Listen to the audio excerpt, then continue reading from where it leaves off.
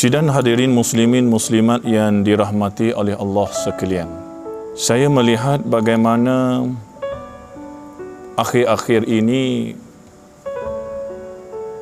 akhlak sudah tidak lagi menjadi topik utama di dalam pribadi seorang muslim. Terutamanya di dalam media-media sosial hari ini, yang perlu kita meneliti dan perlu kita memperbetulkan.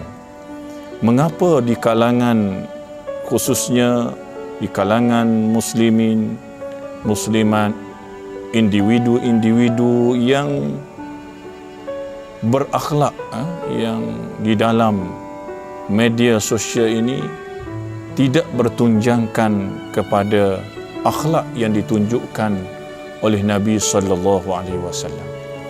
Oleh itu saya tertarik dengan satu hadis Nabi sallallahu alaihi wasallam sebagai renungan dan sebagai petunjuk bagi kita setiap muslim, sama ada lelaki, perempuan, tua, muda, ibu-ibu, ayah-ayah,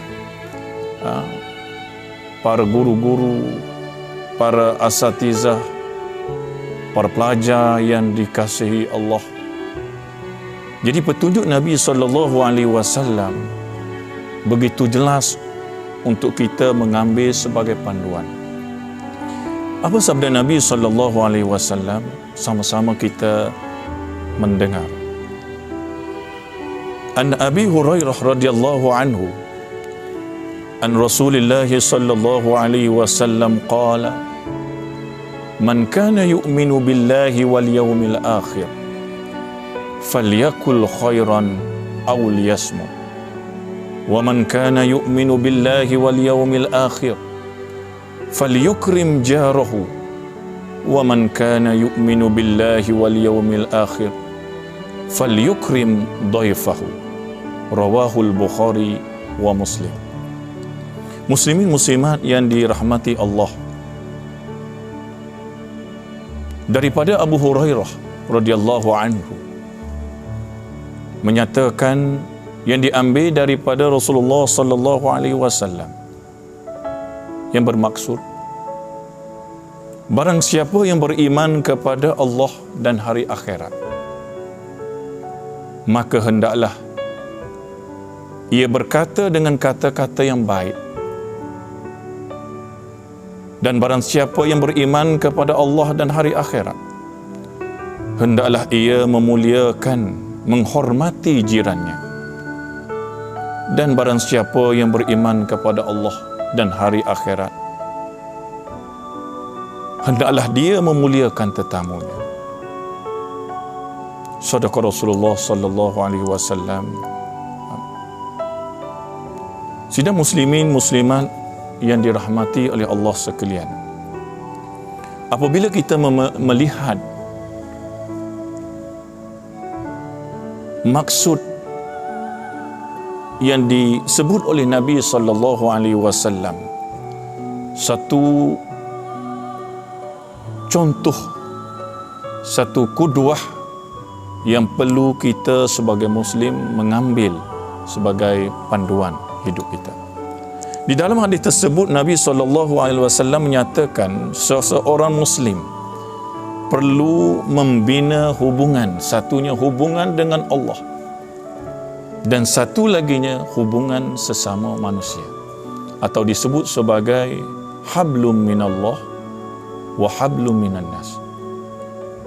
Dan dalam konteks kita ini, makna beriman kepada Allah dan beriman kepada hari akhirat, inilah pertimbangan yang perlu kita sedari sebagai seorang mukmin, di mana kita berhubung dengan Allah dan berhubung dengan manusia, kerana kita datang daripada Allah dan kita akan kembali kepada Allah, dan kita didatangkan ke dunia ini adalah untuk membina hubungan yang baik dengan sesama manusia.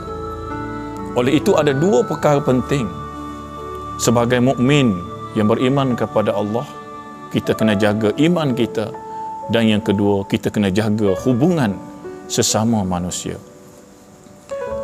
Sidang penonton muslimin muslimat yang dirahmati oleh Allah sekalian,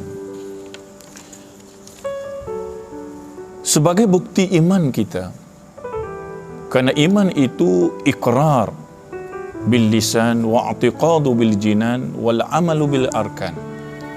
Iman itu adalah ucapan dengan lidah kita, keyakinan di dalam hati kita, dan dibuktikan dengan amal anggota kita. Terdapat 3 perkara utama di dalam kita membina hubungan kita dengan sesama manusia, iaitu yang pertama tentang percakapan ataupun pertuturan kita. Pertama perkara yang ditekankan iaitu bercakap atau diam. Hari ini kita banyak cakap, banyak bersembang, banyak sama ada secara langsung ataupun secara di media-media. Walaupun kita tidak menggunakan mulut hari ini, banyak kita menggunakan tangan-tangan yang diberikan oleh Allah untuk kita bertutur panjang lebar, berkata, bersembang, mengutuk, mengeji, menghina. Ini yang kita boleh lihat di dalam media-media sosial. Di mana akhlak kita yang ditunjukkan? Sedangkan Nabi SAW tekankan, falyakul khairan aw liyasmut. Bercakap, biarlah kita bercakap dalam perkara yang baik, perkara yang mendatangkan pahala, perkara yang boleh membawa kebaikan, bukan perkara yang membawa dosa, bukan mencaci, mencarut, menghina. Yang kedua, hidup berjiran.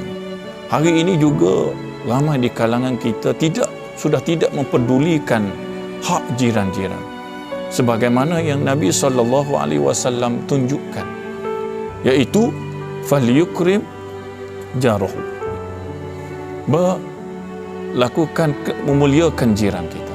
Ini di antara petunjuk. Yang ketiga, memuliakan tetamu. Tetamu kita hari ini berdepan dengan tetamu. Hari-hari kita ada tetamu kan, contohnya, walaupun sekarang kita tak boleh terima tamu ramai-ramai, tetapi menghormati tamu itu adalah satu di antara akhlak yang terpuji. Ada orang tak suka orang datang rumah, mungkin tak suka sebab hari ini dengan suasana COVID-19 yang memberi kesan. Mungkin kita pun sukar untuk menerima tetamu, tetapi pada hari biasa maka kita wajib menghormati tamu ini. Baik, yang terakhir, sidang penonton yang dikasihi oleh Allah, apa pengajaran yang kita boleh ambil di dalam hadis tersebut? Pertama, umat Islam wajib menjaga tutur kata, sama ada berdepan ataupun di media-media sosial, kerana ianya melibatkan dosa dan pahala. Yang kedua, menjaga hubungan dengan jiran tetangga adalah di antara tuntutan agama, sama ada Muslim ataupun jiran yang bukan Islam. Yang ketiga, memuliakan tetamu adalah di antara akhlak yang mulia yang diajar oleh Islam.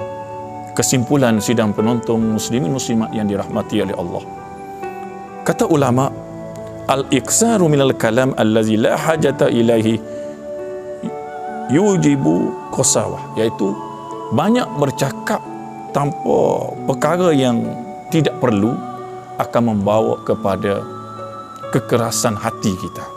Jadi marilah kita menjaga pertuturan kita, tingkah laku kita, kerana ia adalah bukti keimanan kepada Allah dan hari akhirat.